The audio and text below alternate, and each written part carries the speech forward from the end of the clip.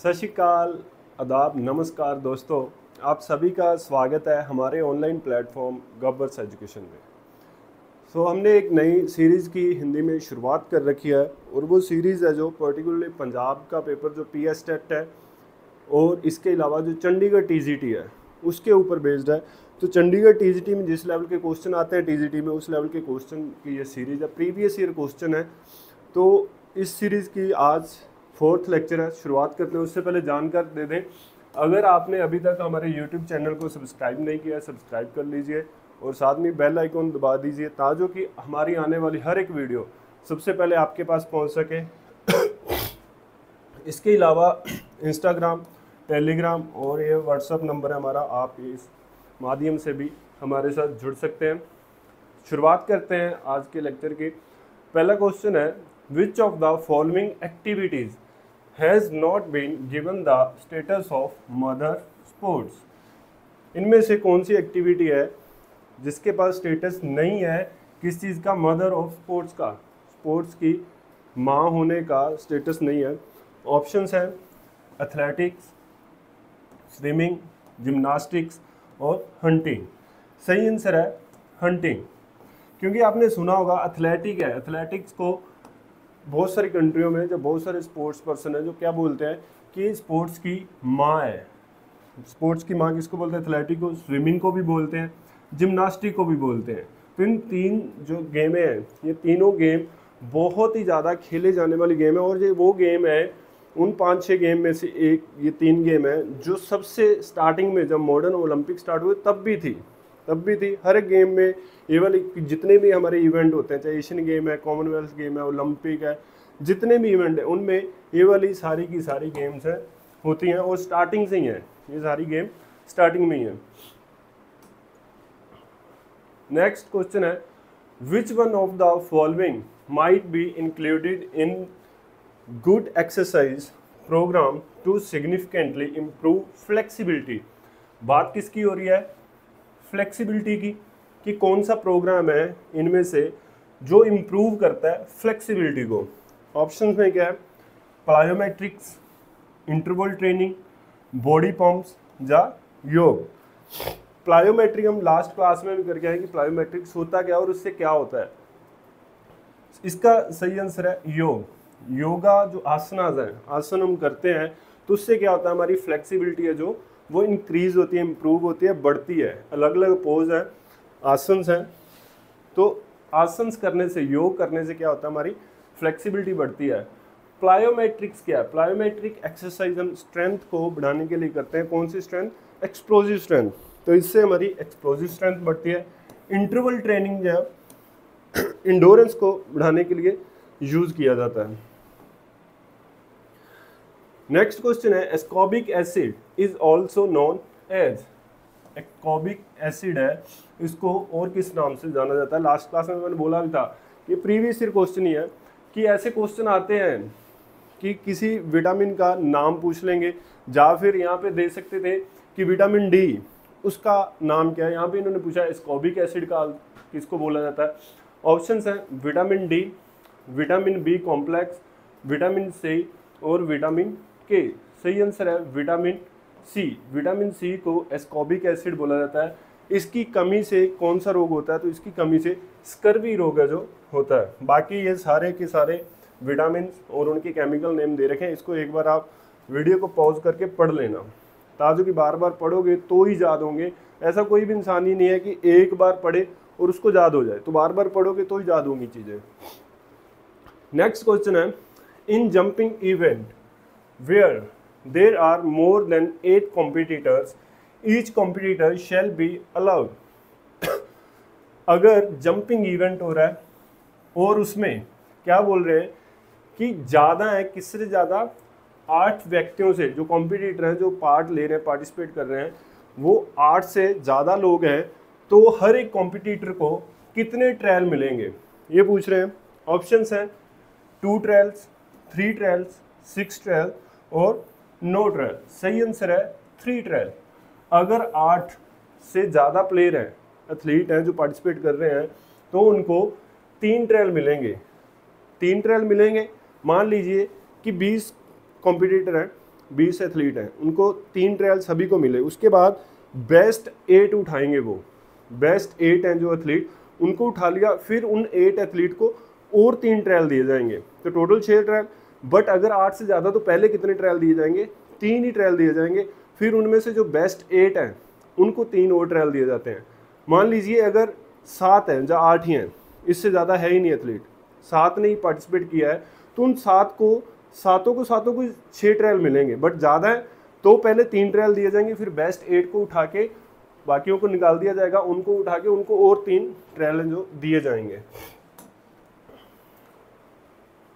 Next question है, through which of the following types of contact communicable disease not spread, कि किस तरह से कम्युनिकेबल डिसीज है, किस कॉन्टैक्ट से कम्युनिकेबल डिसीज है जो स्प्रेड नहीं होती हैं। बात किसकी हो रही है, कम्युनिकेबल डिसीज के फैलने की, किस चीज़ से नहीं फैलती हैं। ऑप्शंस हैं सोशल, ओरल, सेक्सुअल या फिर फिजिकल। अब देखिए, ओरल मतलब फेस के साथ फेस टच करना, छोटे बच्चों को आप किस कर रहे हो, फेस जब ओरल कैविटी अपनी टच करते हो तो क्या होगा, कम्युनिकेबल डिसीज बढ़ेंगी, ये तो फैलेंगी आगे।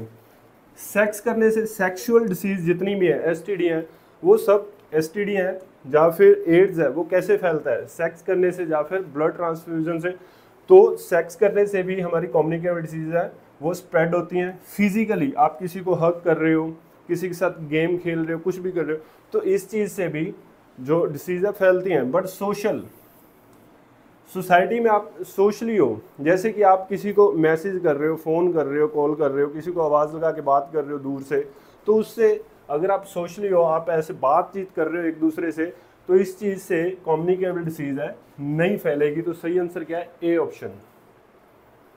सोशल कॉन्टैक्ट जब हम करते हैं उससे कम्युनिकेबल डिसीज नहीं फैलते हैं। आपको जानकारी दे दें आपको, अगर आप PS टेट 2 की तैयारी कर रहे हो तो हमारा जो बैच है पर्टिकुलर PS टेट 2 के लिए वो चल रहा है। इस नंबर पे आप कॉल करके या व्हाट्सएप मैसेज करके हमारे साथ कनेक्ट कर सकते हैं। नेक्स्ट क्वेश्चन है, reaction ability and acceleration ability are the forms of, reaction ability and acceleration ability हैं जो किस चीज़ की फॉर्म है। ऑप्शंस हैं फ्लेक्सिबिलिटी, एजिलिटी, इंडोरेंस या स्पीड। सही आंसर है स्पीड। स्पीड के टाइप भी बोला जाता है इनको, या फिर स्पीड किस चीज़ से बनती है। देखो, अब रिएक्शन एबिलिटी और एक्सेलरेशन तो क्वेश्चन में बात कर दी, इसमें चीज़ें क्या क्या है, रिएक्शन एबिलिटी है, उसके बाद एक्सेलरेशन एबिलिटी है, मूवमेंट स्पीड है, locomotor ability and speed endurance. ये पांचों चीज़ें मिलके हमारी जो स्पीड है उसको इम्प्रूव करते हैं, इससे हमारी स्पीड है जो बढ़ती है। रिएक्शन एबिलिटी क्या होता है, किसी चीज़ के ऊपर आप रिएक्ट करते हैं, जैसे कि किसी गर्म चीज़ के ऊपर हाथ लगा, आपने उसको रिएक्ट किया, एकदम से रिएक्शन दिया, विसल की, कोच ने विसल की तो आप एकदम से भागे, बोला था कि विसल पे भागना है। या फिर जैसे कि 100 मीटर की स्टार्ट होने वाली है तो स्टार्ट पे गन फायर हुआ, एकदम से निकले, किसके ऊपर रिएक्ट किया, फायर के ऊपर, गन फायर हुआ, आवाज़ सुनी, उन्होंने एथलीट्स ने रिएक्शन किया और वो भागे। तो कितनी जल्दी कोई रिएक्ट करेगा, जितना जल्दी उसका रिएक्शन होगा वो उसकी स्पीड पकड़ने में उतना कम समय लगेगा, तो उसकी स्पीड पे इफेक्ट करेगा रिएक्शन एबिलिटी। उसके बाद एक्सेलरेशन एबिलिटी, एक्सेलरेशन क्या है, कम से कम स्पीड जो भी स्पीड है, आप मैं रुका हूँ, अगर मुझे भागना है तो अपनी मैक्सिमम स्पीड को अचीव करने वाला जो फेज है उसको क्या बोलते हैं, एक्सेलरेशन एबिलिटी। मान लीजिए आप बाइक पे हो, रुके हुए हो, आपने गियर डाला, एक्सेलरेट किया, रेस दी, बाइक चली भागी, जब वो अपनी मैक्सिमम स्पीड तक आप 50 पे लेके जाना चाहते हो, 50 पे लेके जाना चाहते हो, तो जो 50 तक पहुंचने का समय है वो धीरे धीरे अपनी जो स्पीड है बढ़ती जा रही है उसकी बाइक की, तो वो क्या है, उसकी एक्सेलरेशन है। तो ऐसे ही मेन में, वोमेन में, इंसानों में क्या है, एक्सेलरेशन एबिलिटी है। अगर एक्सेलरेशन एबिलिटी अच्छी होगी, हम कम समय में अपनी जो हाईएस्ट स्पीड है उसको अचीव कर लेंगे, तो हम ज़्यादा तेज़ भागेंगे, तो हमारी स्पीड है जो अच्छी होगी। मूवमेंट स्पीड, एक मूवमेंट करते हैं जो भी, जैसे कि रनर की लेग है, आगे जा रही है, फिर पीछे जा रही है, फिर पीछे से आगे आ रही है, जो हमारी मसल कंट्रैक्शन हो रही है, अगर मसल कंट्रैक्शन ज़्यादा अच्छे से हो रही है, उसकी स्पीड ज़्यादा है, तो हमारी मूवमेंट स्पीड है जो वो ज़्यादा है। मूवमेंट स्पीड ज़्यादा है तो हमारी जो स्पीड है, ओवरऑल स्पीड है, वो भी ज़्यादा होगी। उसके बाद है लोकोमोटर एबिलिटी। लोकोमोटर एबिलिटी क्या होता है, आप 100 मीटर भाग रहे हो, आपने फर्स्ट 40 मीटर है, जो 30 to 40 मीटर एथलीट है जो अपनी हाईएस्ट उनकी जो स्पीड है उसको अचीव कर लेते हैं। तो आपने मान के चलिए 40 मीटर आप भागे, 40 मीटर पे जाके आपने अपनी हाईएस्ट स्पीड है जो वो अचीव कर लिया, आप अपनी हाईएस्ट स्पीड पे पहुंच गए हो कि आप सबसे ज़्यादा तेज़ जितना भाग सकते हो आप उस स्पीड पे चले गए हो। अब आगे बचे हैं 60 मीटर, तो आप 60 मीटर उसी स्पीड को बरकरार रखते हो, बना के रखते हो, तो उसको क्या बोलते हैं, लोकोमोटर एबिलिटी। अपनी मैक्सिमम स्पीड को जो अचीव की है उसको मेंटेन करना, उसको मेंटेन करके चलना, उसको क्या बोलते हैं, लोकोमोटर एबिलिटी। उसके बाद है स्पीड इंडोरेंस। स्पीड इंडोरेंस है थकने के बाद भी अपनी उस स्पीड को बरकरार रखना, थकने के बाद भी वर्क को सेम एफिशिएंसी के साथ करते रहना, उसको क्या बोलते हैं हम, स्पीड इंडोरेंस। तो स्पीड को, सेम स्पीड को बरकरार रखना थकने के बाद भी, उसको बोलेंगे स्पीड इंडोरेंस। तो ये कंपोनेंट है स्पीड के, इनको याद रखना, इनमें से क्वेश्चन आते रहते हैं। नेक्स्ट है when a bye is called in cricket the number of run that can be scored. अगर क्रिकेट में बाय दी जाता है, बाय के जो स्कोर मिलते हैं, बाय के स्कोर की बात हो रही है, बाय स्कोर मिलते हैं तो उसमें कितने स्कोर मिलेंगे। ऑप्शन है 1, 2, 4 या एनी। एक स्कोर मिलेगा, 2 या 4 या फिर कितने भी। सही आंसर है कितने भी। उसमें कोई पक्का तो नहीं है कि एक स्कोर मिलेगा, 2 मिलेंगे, 3 मिलेंगे, 4 मिलेंगे। बाई में कितने भी स्कोर हो सकते हैं। नेक्स्ट है when a muscle is made to contract isometrically. जब हमारे मसल आइसोमेट्रिकली कंट्रैक्शन करते हैं तो किस तरह से होते हैं, क्या करते हैं वो। ए है it puffs up, its length change, उनकी लेंथ चेंज होती है। Its length does not change, उनकी लेंथ है जो वो चेंज नहीं होती है। इट्स साइज शॉर्टन्स, उनका साइज छोटा हो जाता है। सही आंसर है its length does not change. कितने तरह की हमने की थी कंट्रैक्शन में, आइसोटोनिक की थी, आइसोमेट्रिक और आइसोकिनेटिक। बार बार इसीलिए करा रहा हूँ, मैं ये भी बोल सकता हूँ कि पिछले लेक्चर में करवाया, बट बार बार बोलेंगे तो ही याद होगा। 3 थे, कौन कौन से, isotonic, iso kinetic, isometric. Isometric, iso का मतलब क्या है, सेम, मैट्रिक मतलब लेंथ। सेम लेंथ है, सेम साइज और सेम लेंथ रहेगा, सेम पोजीशन रहेगी, सारा कुछ। जैसे कि आप प्लैंक लगा रहे हो, इसमें जो हमारे मसल हैं बॉडी के, मोस्टली ज़्यादातर मसल पे क्या होगा, जोर लग रहा होगा, ठीक है। अब जोर तो लग रहा है बट जो मसल का शेप एंड साइज है वो सेम है, वो ना तो ज़्यादा हो रहा है ना ही कम हो रहा है।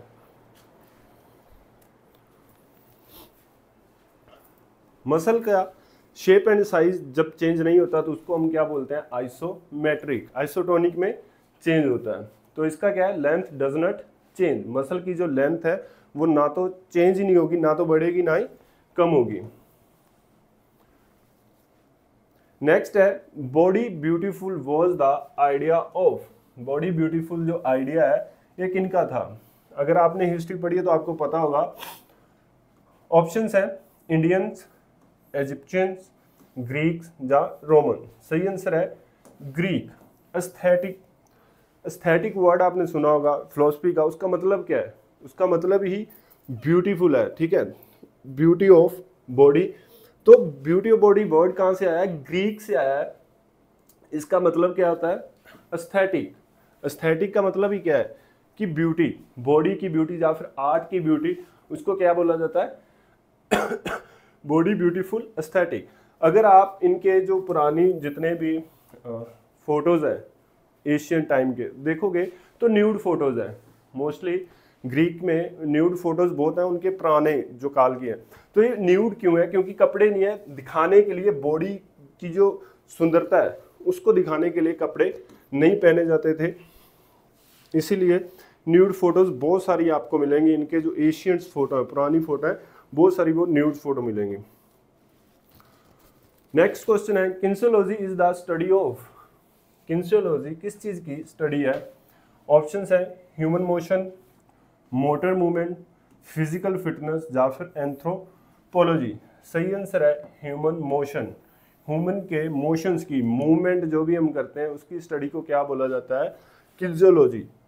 जब हम किसी भी व्यक्ति के, अगर मैं बात करूं कि मेरा हाथ है जो ये वाली मूवमेंट कर रहा है या ये मूवमेंट कर रहा है, क्यों कर रहा है, कैसे कर रहा है, इसकी स्टडी करेंगे तो उसको हम क्या बोलेंगे? किन्जियोलॉजी। किन्जियोलॉजी सब्जेक्ट में हम क्या पढ़ते हैं? यही तो पढ़ते हैं, plane and axis, motions, movements.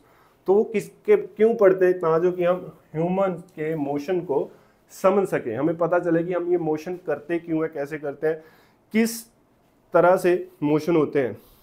फिर पता करने के बाद बहुत सारी ऐसी एक्सरसाइज हैं, बहुत सारी ऐसी मूवमेंट्स हैं जो रिसर्चर्स के द्वारा बैन कर दी गई है कि ऐसी मूवमेंट नहीं करनी चाहिए क्योंकि वो हमारी बॉडी के लिए अच्छी नहीं है।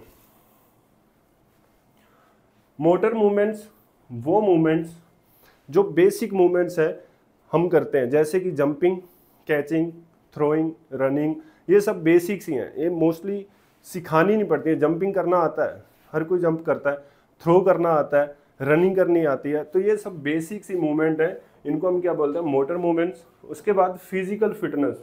फिजिकल फिटनेस क्या है? जो डेली का काम करने के लिए हमें फिटनेस जरूरी है। अगर मैंने एक क्लास लगानी है, अपना काम धंधे करने हैं, उसको मैं अपने दिन के जितने भी काम है बिना थके हुए उन काम को कर रहा हूँ तो मैं फिट हूँ, मेरी फिजिकल फिटनेस है। अगर आप घर पे काम कर रहे हो, झाड़ू पोछा लगाना है, कपड़े धोने हैं, खाना बनाना है, आप डेली बिना थके उन काम को कर रहे हो, सभी काम को, तो क्या है? आप फिजिकल फिट हो, वो आपकी फिजिकल फिटनेस है। आप स्पोर्ट्स पर्सन हो, आप डेली कॉलेज जा रहे हो, गेम भी कर रहे हो, आपका शेड्यूल क्या? आप सुबह उठ रहे हो, ठीक है, सुबह एक्टिविटी की आपने, उसके बाद फिर कॉलेज गए, फिर शाम को एक्टिविटी गई, वो सारे काम आप बिना थके कर रहे हो, तो उसको हम क्या बोलते हैं? Physical fitness. एंथ्रोपोलॉजी। एंथ्रोपोलॉजी क्या होता है? साइंस ऑफ ह्यूमैनिटी या फिर बायोलॉजिकली एंड इवोल्यूशनरी जो होता है, मतलब कैसे कैसे इंसान बढ़ा है, हम कैसे बने हैं। बांदर से जो बोलते हैं कि थ्योरी है जो डार्विन की, कि बांदर से बने हैं, तो वो जो थ्योरी, वो उसकी स्टडी है जो, उसको क्या बोला जाता है? एंथ्रोपोलॉजी। नेक्स्ट है aching, wringing, kneading etcetera are type of. Aching, wringing and kneading है, ये किस चीज के टाइप है? ऑप्शंस है मसाज, आसना, एक्सरसाइज या फिर मेडिटेशन। सही आंसर है मसाज। ये मसाज के टाइप है, एचिंग, एकिंग, रिंगिंग और नीडिंग। नेक्स्ट क्वेश्चन है what is the percentage of energy needed in going down stairs in comparison to the energy needed for going up stair. बोल रहे हैं कि अगर आप सीढ़ियों से नीचे उतर रहे हो तो उसमें कम एनर्जी लगती है, बट आप चढ़ते हो ज़्यादा लगती है, तो नीचे उतरते समय कितनी कम लग रही है? आप सीढ़ियाँ चढ़ रहे, उसके बाद आप उतरे, जब आप उतर रहे हो तो चढ़ने के बजाय उतर रहे हो, तो उतरते हुए कितनी कम एनर्जी लगती है? ऑप्शंस हैं 20%, 25%, 33% या 40%। सही आंसर है 33%। अगर हम स्टेयर से, पौड़ियों, सीढ़ियों पे चढ़ते हैं तो 3 गुना ज़्यादा एनर्जी लगती है किसके कंपैरिजन में? अगर हम उतरते हैं तो उतरते के टाइम पे 3 गुना एनर्जी कम लगती है हमारी। नेक्स्ट क्वेश्चन है the best way to improve physical is to. अगर फिजिकल को इम्प्रूव करना है तो उसका बेस्ट वे क्या है? ऑप्शंस है build more gymnasium and stadium. अगर हम जिम्नेजियम और स्टेडियम ज़्यादा बना दें तो उससे फिजिकल है वो इम्प्रूव होगी। दूसरी ऑप्शन है इम्पोर्ट मॉडर्न इक्विपमेंट। जो मॉडर्न इक्विपमेंट हैं उनको दूसरी कंट्रियों से इम्पोर्ट करना चाहिए, मंगवा लेना चाहिए। Make physical education compulsory for all. Physical education हर किसी इंसान के लिए कंपल्सरी कर देनी चाहिए। Improve nutrition. अगर खाना पीना अच्छा होगा तो फिजिकल हमारी हेल्थ जो अच्छी हो जाएगी। सही आंसर है make physical education compulsory for all. अगर हम सभी के लिए फिजिकल एजुकेशन है जो कंपल्सरी करते हैं तो उससे क्या होगा? फिजिकल है जो एजुकेशन है वो इम्प्रूव होगी, फिजिकल इम्प्रूव हो जाएगा। Next question according to the German concept of physical education the mother of all games and sports is. Physical education, Germans के अकॉर्डिंग फिजिकल एजुकेशन का जो कंसेप्ट है, तो किस गेम को ये मदर ऑफ ऑल गेम्स मानते हैं, जो बोलते हैं। अगर आपने जर्मन की हिस्ट्री पढ़ी है तो उसमें सिर्फ एक ही गेम का, मोस्टली जितना भी एशियंस है उसमें एक ही चीज़ के बारे में बात की जाती है, जिम्नास्टिक के बारे में। ऑप्शन है स्विमिंग, जिम्नास्टिक, एथलेटिक और कॉम्बेटिव। बट जर्मन में सारी की सारी हिस्ट्री में बात किसकी की गई है, जिम्नास्टिक की। तो ये फिजिकल एक्टिविटी जितने भी टाइप के हैं उसको किसके साथ देखते हैं, जिम्नास्टिक के साथ ही। और जिम्नास्टिक को क्या मानते हैं, ये मदर ऑफ ऑल गेम्स। तो सही आंसर है बी आंसर, जिम्नास्टिक। नेक्स्ट है in isometric exercise the length of the muscle. अब बात किसकी हो रही है, आइसोटोनिक एक्सरसाइज की। आइसोटोनिक में क्या होता है, हमारा जो मसल का साइज है, जो लेंथ है इसकी, जे छोटी होगी और लंबी होगी। जैसे कि अगर मैं डंबल को ऐसे ऊपर को कर रहा हूँ तो यहाँ पे मसल है जो वो इकट्ठा हो गया, ये वाला लंबा हो गया। अब इसको नीचे को लेके जाऊंगा तो ये मसल है, फिर से इसकी लेंथ है लंबी हो जाएगी। तो ये है आइसोटोनिक। इसमें मसल की लेंथ क्या होगी, बढ़ेगी और छोटी होगी। ऑप्शंस है रिमेन कांस्टेंट, सेम रहेगी, शॉर्टन्स, छोटी हो जाएगी, लेंथन्स, लंबी हो जाएगी, और शॉर्टन्स एंड लेंथन, तो छोटी भी होगी और लेंथ लंबी भी होगी। जो मसल है ये सिकुड़ेगा भी और फैलेगा भी, तो दोनों काम हो रहे हैं, छोटा भी हो रहा है और लंबा भी हो रहा है मसल इसमें। नेक्स्ट क्वेश्चन है nephron is the microscopic structure of. Nephron है जो किस चीज का माइक्रोस्कोपिक स्ट्रक्चर है। ऑप्शंस है लंग्स, हार्ट, किडनी या लीवर। सही आंसर है किडनी।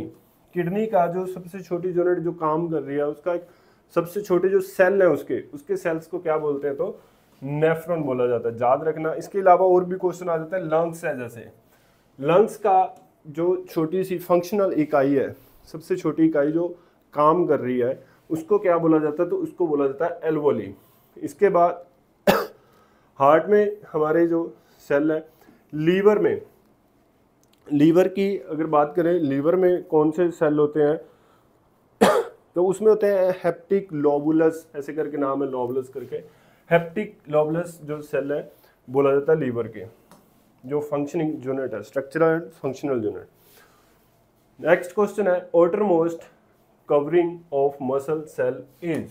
मसल का जो सेल है उसको सबसे ऊपर वाली जो लेयर होती है, जो कवर करती है, ओवर मोस्ट कवरिंग लेयर है, उसको क्या बोला जाता है। अब सेल है, सेल का फिर बंडल बनता है, फिर उस बंडल्स का एक बड़ा बंडल बन के एक मसल बनता है। तो ये क्या पूछ रहे हैं, इन्होंने वैसे पूछा है मसल सेल की, बट ये क्वेश्चन के इन्होंने जो प्रीवियस ईयर में दे रखा है, आंसर दे रखा है, वो इन्होंने एपिमेजियम दे रखा है। बट सेल की अगर बात कर रहे हैं, मसल की नहीं बात कर रहे, यहाँ पे होना चाहिए था outer most covering of entire muscle, तो हम बोल सकते थे एपिमेजियम, क्योंकि एपिमेजियम जो लेयर है, एपिमेजियम पूरा जो मसल है, एक मसल, उसके सबसे ऊपर वाली जो लेयर है, ये वाली जो दिखा रखी है इन्होंने, वो कौन सी है, एपिमेजियम है। अब इसके अंदर बहुत सारे सेल हैं, तो सेल के बंडल बने हुए हैं पहले तो, ठीक है, ये आप देख रहे होंगे यहाँ पे बंडल बने हुए हैं। एक बंडल के आगे अंदर बहुत सारे सेल हैं, तो इन बंडल्स को जो बांध के रखती है वो कौन सी है, पेरीमेजियम। और इन बंडल्स को क्या बोला जाता है, फेसिकल्स बोला जाता है, इनको बोला जाता है फेसिकल। और इस बंडल को जो बांध के रखती है कौन सी लेयर है, वो है पेरीमेजियम। अब इसके अंदर सेल है, तो एक सेल है जो एक सेल को दूसरे सेल से जो अलग कर रही है, वो लेयर कौन सी, जैसे कि यहाँ पे सेल दिखा रखे हैं, ठीक है, इसके अंदर भी आगे लेयर्स हैं, वो लेयर कौन सी है, एंडोमेजियम, जो कि एक सेल के ऊपर होती है, दूसरे सेल से अलग करती है, वो है एंडोमेजियम। पेरीमेजियम जो फेसिकल्स हैं, जो कई सेल का एक ग्रुप है, उसको कौन सी कवर कर रही है, पेरीमेजियम। सबसे ऊपर कौन सी है, एपिमेजियम। क्वेश्चन क्या है, सेल के ऊपर, मसल सेल के ऊपर, बट इन्होंने आंसर क्या दिया, एपिमेजियम। तो ठीक हो भी सकता है, नहीं भी हो सकता है। अगर उस तरीके से सोचें कि पूरे मसल के ऊपर होती है ये, तो सेल के ऊपर तो एंडोमेजियम है, बट पूरे मसल के ऊपर है एपिमेजियम। या फिर ये बोल सकते हैं कि पूरे सेल्स के ऊपर सबसे ऊपर वाली कौन सी है, एपिमेजियम है। आपको समझ आ गया होगा। ये जरूर याद रखना, जो तीन लेयर्स हैं, कौन कौन सबसे ऊपर वाली है, एपिमेजियम, उसके नीचे पेरीमेजियम, उसके नीचे सबसे नीचे वाली है एंडोमेजियम।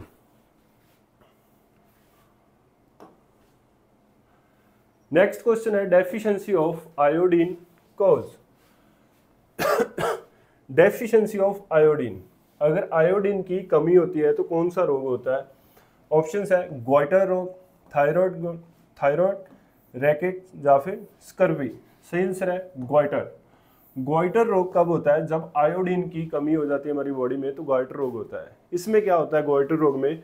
थायराइड ग्लैंड है जो हमारे गले में है, नेक में, थायराइड जो ग्लैंड है उसमें स्वेलिंग हो जाती है। ये तो नॉर्मल रहा थायराइड ग्लैंड, और ये रहा हमारा जिसमें इनलार्ज हो चुका है, वो बड़ा हो चुका है, इन्फ्लेमेटरी प्रोडक्ट है वो आ चुका है, और ये स्वेलिंग हो चुकी है, ये बड़ा हो गया है।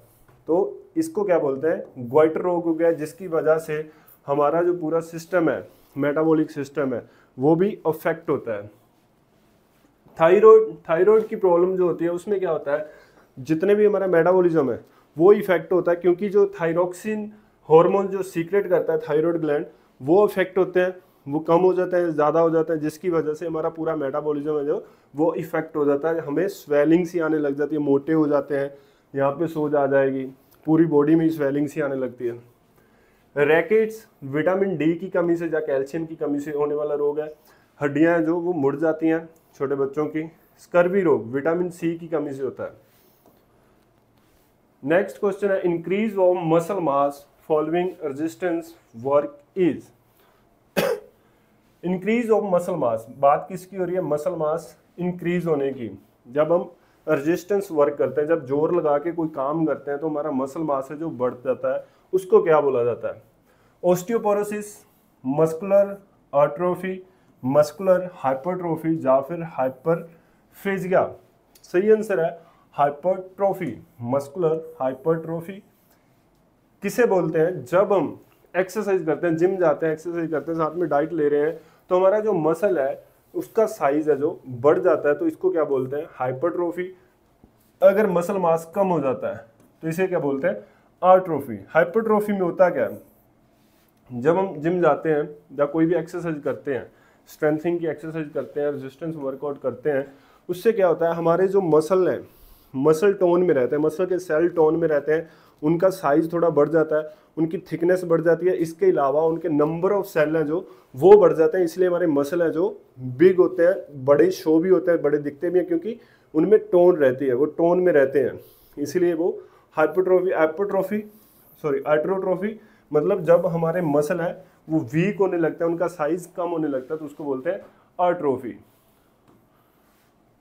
ऑस्टियोपोरोसिस, इसमें क्या होता है? हमारी जो हड्डियां की डेंसिटी है, डेंसिटी कमज़ोर हो जाती, कम हो जाती है, हड्डियों की डेंसिटी कम होती है, जिसको बोलते हैं हम ऑस्टियोपोरोसिस। तो हड्डियों में फ्रैक्चर बहुत जल्दी होने लगती है, क्योंकि वो अगर डेंसिटी कम है तो इसका मतलब कि वो ज़्यादा स्ट्रॉन्ग भी नहीं है, अंदर से खोखली होगी है तो स्ट्रॉन्ग कहाँ से रहेंगी?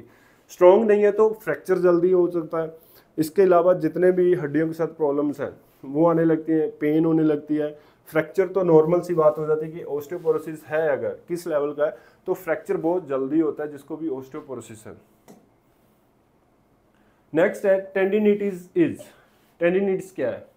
फ्रैक्चर है, इन्फ्लामेशन ऑफ टेंडन है, या टाइटनेस है, या ब्लीडिंग है। सही आंसर है इन्फ्लामेशन ऑफ टेंडन। टेंडन में क्या होता है? इन्फ्लामेशन होती है, जिसकी वजह से फिर हमें पेन होने लगती है। ये टेंडन है एक्लिस टेंडन, जो हमारे एडी के साथ पीछे जाके जुड़ा हुआ है, जिसके साथ मूवमेंट होती है, हम चल रहे हैं, भाग रहे हैं, वो सारी मूवमेंट्स किसकी वजह से हो रही हैं? इसी टेंडन की वजह से ही हो रही हैं। इसको क्या बोला जाता है? तो ये Achilles tendon. Inflammation of tendon को क्या बोला जाता है? टेंडिनिटिस। नेक्स्ट क्वेश्चन है which of the factors does not affect physical fitness. कौन सा फैक्टर है जो फिजिकल फिटनेस को अफेक्ट नहीं करता है? Sound sleep and rest, balance diet, daily exercise या रीडिंग। सही आंसर है रीडिंग। पढ़ने से हमारी फिटनेस है जो फिजिकल फिटनेस है वो इफेक्ट नहीं होती है। आप चाहे 2 घंटे पढ़ो, चाहे 4 घंटे पढ़ो, चाहे 10 घंटे पढ़ो, फिजिकल फिटनेस सेम रहेगी। ऐसा तो नहीं है कि हाँ मुझे फिजिकल फिट होना है तो चलो ऐसे करता हूँ कि आज जाता हूँ मार्केट में 5-7 बुक्स खरीद के लाता हूँ एक्टिविटीज़ की, और जो बता रही हूँ कि जिम कैसे करते हैं ये वो, और मैं वो पढ़ूंगा तो मैं फिट हो जाऊँगा कि फिजिकल एक्टिविटी कैसे करते हैं। ऐसे फिट नहीं हो सकते हम, रीडिंग कितनी भी कर लो तो फिजिकल फिटनेस के ऊपर इसका कोई भी इफेक्ट नहीं पड़ेगा। साउंड स्लीप एंड रेस्ट, अगर आप अच्छे से सो रहे हो, अच्छे रेस्ट कर रहे हो अच्छे से, तो आपकी फिजिकल फिटनेस के ऊपर इफेक्ट पड़ेगा। बैलेंस डाइट, अगर आप डाइट अच्छे से खा रहे हो जिसमें मिनरल्स है, विटामिन है, प्रोटीन है, सब कुछ भरपूर मात्रा में जितना भी मेरी बॉडी को चाहिए, तो बैलेंस डाइट है तो हमारी फिजिकल फिटनेस बढ़ेगी, उसको अफेक्ट करेगी। डेली एक्सरसाइज, अगर हम डेली एक्सरसाइज करते हैं तो हमारी फिटनेस अच्छी रहती है, नहीं करते हैं तो अच्छी नहीं रहती है, तो अफेक्ट कर रही है किसको, हमारी फिजिकल फिटनेस को। अब इसके अलावा क्वेश्चन आ जाता है कंपोनेंट ऑफ फिजिकल फिटनेस, या हेल्थ रिलेटेड फिटनेस या फिजिकल फिटनेस है जो। अब फिजिकल फिटनेस मतलब जो डेली लाइफ में हम काम कर रहे हैं उसके लिए जो चीज़ें जरूरी हैं, तो सबसे पहले इन्होंने कंपोनेंट कौन सा है, cardio respiratory endurance. Cardio respiratory endurance, हमारे हार्ट की जो एबिलिटी है वो कितनी है और हमारी इंडोरेंस क्या है। उसके अलावा मस्कुलर स्ट्रेंथ, हमारे मसल्स की स्ट्रेंथ, बेसिक जो चाहिए वही है हमारे जीवन को जीने के लिए जो चीज़ें चाहिए वो किस में आती हैं, फिजिकल फिटनेस में आती है। तो मस्कुलर स्ट्रेंथ हो गया, उसके अलावा फ्लेक्सिबिलिटी या मोबिलिटी, मस्कुलर इंडोरेंस और बॉडी कॉम्पोजिशन, ये सारी के सारे 5 कंपोनेंट किसके हैं, ये है फिटनेस के, कौन सी, फिजिकल फिटनेस की, जो हेल्थ रिलेटेड फिटनेस। नेक्स्ट है Krebs cycle take place in, Krebs cycle है जो कहाँ पे काम करता है, किस जगह पे ये काम करता है और एनर्जी बनती है। ऑप्शंस है मसल, माइटोकॉन्ड्रिया, एंडोप्लाज्मिक रेटिकुलम या फिर लीवर। सही आंसर है माइटोकॉन्ड्रिया। माइटोकॉन्ड्रिया को और किस नाम से जाना जाता है, तो powerhouse of our body, हमारी बॉडी का पावर हाउस क्या है या फिर सेल का पावर हाउस क्या है, तो माइटोकॉन्ड्रिया। माइटोकॉन्ड्रिया में जो एनर्जी है वो बन रही है। तो क्रेब्स साइकिल कहाँ पे काम कर रहा है, माइटोकॉन्ड्रिया में। इसके अलावा एंडोप्लाज्मिक रेटिकुलम, एंडोप्लाज्मिक रेटिकुलम का काम होता है कैल्शियम को अपने अंदर स्टोर करके रखना। जब मसल कंट्रैक्शन करते हैं, मूवमेंट करते हैं, तो वहाँ पे कैल्शियम का बहुत बड़ा रोल है।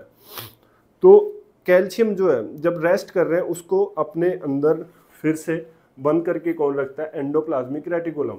जब मूवमेंट करनी होती है तो वो कैल्शियम को छोड़ देता है। जब रिलैक्स पोजीशन में हम मूवमेंट नहीं कर रहे हैं, कुछ भी नहीं कर रहे हैं, तो वो कैल्शियम फिर कहाँ पे स्टोर हो जाता है, एंडोप्लाज्मिक रेटिकुलम में। नेक्स्ट क्वेश्चन है sunburn and snow blindness occur in. Sunburn and snow blindness है जो वो कहाँ पे वापरता है, कहाँ पे घटता है।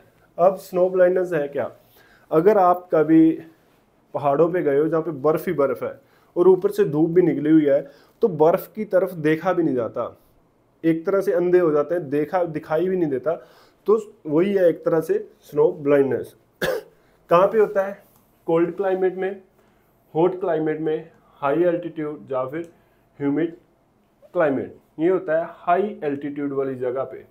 जब भी पहाड़ों पे जाओगे, बर्फ पे जाओगे, तो अगर धूप निकली हुई है अच्छे से, तो उस बर्फ की तरफ से अच्छे से देखा भी नहीं जाता है, इन खुली आंखों के साथ देखा भी नहीं जाता है, एक भी रोशनी है जो रिफ्लेक्ट करके सीधी आंखों में ही लग रही होती है। नेक्स्ट क्वेश्चन है the main function of haemoglobin is. Haemoglobin का मेन कार्य क्या है, मेन काम क्या है इसका, attract and carry oxygen, attract करना अपनी तरफ ऑक्सीजन को एंड उसको कैरी करना, absorb glucose, stimulate blood supply, help in clotting of blood. क्या बोल रहे हैं, जा तो अट्रैक्ट करना और उसको आगे लेके जाना, कैरी करना ऑक्सीजन को, या फिर अब्जॉर्ब करना ग्लूकोज को, और stimulate blood supply, blood supply है जो उसको स्टिमुलेट करना, help in clotting of blood, blood का जो थक्का जमाना है उसमें थक्का जमाने में हेल्प करना। सही आंसर है attract and carry oxygen. Haemoglobin किसका बना होता है, आयरन का बना होता है, और आयरन जो एलिमेंट है वो ऑक्सीजन को अपने साथ क्या करता है, अट्रैक्ट करता है अपनी तरफ, आकर्षित करता है, और उसके बाद उसको अपने साथ जोड़ लेता है। ऑक्सीजन को जब आकर्षित करता है, ऑक्सीजन उसके पास आती है तो जुड़ जाती है और उसको फिर पूरी बॉडी में लेके जाता है, कैरी करता है किसको? ऑक्सीजन को। तो मेन काम हीमोग्लोबिन का क्या है? ऑक्सीजन को कैरी करना। और हीमोग्लोबिन किसमें? आरबीसी में। आरबीसी ब्लड का पार्ट है, तो ब्लड फिर पूरी बॉडी में जब सर्कुलेट होता है, जाता है, तो ब्लड के साथ क्या जाती है? ऑक्सीजन जाती है हीमोग्लोबिन के साथ ही, और पूरी बॉडी में हमारी में चली जाती है। हर एक सेल में ऑक्सीजन इस तरीके से। नेक्स्ट क्वेश्चन है, frustration among sports person is due to. Frustration है जो वो स्पोर्ट्स पर्सन में क्यों आती है? Options, competitive sports, poor performance की वजह से, लेस कॉन्फिडेंस की वजह से, या फिर mismatch level of aspiration and ability. Mismatch हो एस्पिरेशन एंड एबिलिटी का, इसकी वजह से फ्रस्ट्रेशन आती है। सही आंसर है D, mismatch level of aspiration and ability. जब मिसमैच होता है एस्पिरेशंस का और हमारी एबिलिटी का। एस्पिरेशंस क्या है? किसी भी चीज़ को अचीव करने की डिज़ायर, किसी भी चीज़ को अचीव करने की ड्राइव। जैसे कि मान लीजिए आपका गोल है कि आपने गाड़ी लेनी है 15-20 लाख की, 15 लाख की गाड़ी लेनी है 2 साल के अंदर अंदर। आपकी एबिलिटी उतनी नहीं है, गाड़ी तो लेनी है, एस्पिरेशन है, बट आपकी एबिलिटी उतनी नहीं है कि आप 2 साल में 15 लाख रुपए कमा सको। आप ऐसे काम नहीं कर पा रहे, आपकी एबिलिटी ही नहीं है इतनी काम करने की, इतनी आपकी क्षमता ही नहीं है, तो आप वो गाड़ी नहीं ले पाओगे। जब आप देखोगे कि मेरा जो गोल है वो अचीव नहीं हो रहा है, एस्पिरेशन तो है बट एबिलिटी नहीं है, तो आपको क्या होगा कि यार गुस्सा आएगा कि मैं क्यों नहीं कर पा रहा। गुस्सा आएगा तो क्या होगा? फ्रस्ट्रेशन। उसी को क्या बोलते हैं हम? फ्रस्ट्रेशन। जैसे कि मान लीजिए आपने टारगेट ले लिया कि इस बार चंडीगढ़ का जो टीजीटी का एग्ज़ाम है वो मैंने क्लियर करना है। क्लियर करना है, उसके लिए पढ़ना पड़ेगा, चीज़ें याद रखनी पड़ेंगी, बार बार पढ़ना होगा, बट आप पढ़ नहीं पा रहे हो। आप दिन में 2 घंटे पढ़ पा रहे हो, आप बोर हो रहे हो, फिर आप पढ़ रहे हो, फिर बोर हो रहे हो। पढ़ नहीं पा रहे मतलब आपकी जो एबिलिटी, आपकी जो क्षमता है वो उसके साथ मैच ही नहीं कर रही आपकी डिज़ायर के साथ। आपने ये तो सोच लिया कि टीजीटी की जो पोस्ट है वो लेनी है, बट आप में इतनी एबिलिटी नहीं है कि आप इतना पढ़ ही नहीं पा रहे हो, इतनी क्षमता ही नहीं है आप में, आपकी बॉडी इतना काम ही नहीं कर पा रही है, तो क्या होगा? तो आप में फ्रस्ट्रेशन आएगी, आप गुस्सा हो जाएंगे। जैसे कि फोटो है, देखिए कोई गोल है, ठीक है, एस्पिरेशन है कि मुझे ये काम करना है, बट इतनी एबिलिटी नहीं, तो गुस्सा होके लैपटॉप के अंदर से मुक्का निकाल दिया है। फोटो है। सही आंसर है mismatched level of aspiration and ability. तो ये थे हमारे आज के क्वेश्चन। बैच हमारा चल रहा है PS टेट 2 का। अगर आप जुड़ना चाहते हैं तो इस नंबर पे आप फ़ोन, मैसेज, कॉल कुछ भी करके हमारे साथ जुड़ सकते हैं। इसमें आपको PDF मटेरियल मिल जाएगा, डेली क्लासेस मिलेंगी, डॉट सेशन मिल जाए। डॉट सेशन तो आप कभी भी, अभी भी, अगर आपने बैच, जरूरी नहीं कि बैच लिया हो, आप इस नंबर पे व्हाट्सएप पे हमें मैसेज कर सकते हो, कोई भी अगर आपका डाउट हो तो। इसके अलावा मॉक टेस्ट मिल जाएंगे। अगर आपको हमारा मटेरियल, हमारा मेथड अच्छा लग रहा है तो हमारे चैनल को सब्सक्राइब कर दीजिए और साथ में बेल आइकन दबा दीजिए, और हमारी वीडियोज़ को ज़्यादा से ज़्यादा अपना दोस्तों के साथ शेयर कीजिए ताकि कि वो भी इस वीडियो से फ़ायदा ले सकें। फिर मिलेंगे अगली क्लास में और क्वेश्चंस के साथ। तब तक सत श्री अकाल जी, अलविदा।